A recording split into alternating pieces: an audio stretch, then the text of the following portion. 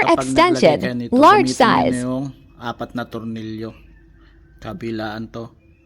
Kasi kung isa lang or dalawa lang yung gagamitin nyo, halimbawa ganyan lang, duduyan kasi to eh.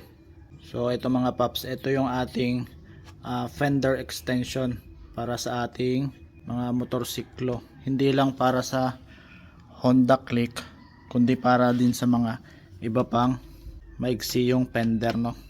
Ito, yung mga Honda Click natin kasi medyo alanganin.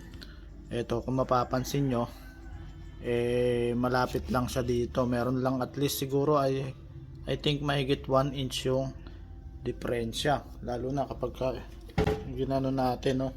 Para pala dun sa mga Honda Click user, ang pipiliin yung fender o fender extension yung large.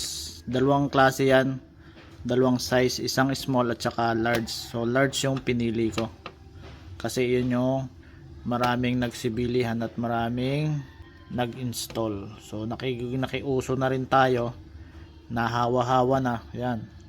So ayan nga, gaya ng sabi ko, dalawang tornilyo para hindi dumuyan, kasi pag isa lang yan, duduyan yan ganun. Nagigets yun naman siguro. Ayan nga, oh, at least hindi na masyadong matilamsik doon sa loob. Yun, nandyan na yan, nandito na lang yung sa ilalim yung dumi.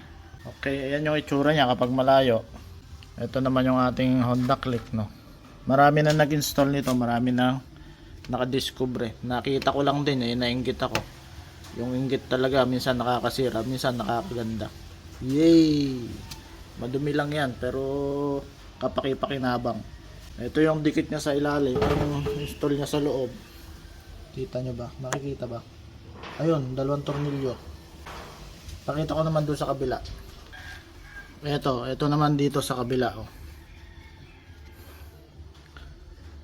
Yan. Tapos may install ako ditong busina at saka doon. Hey!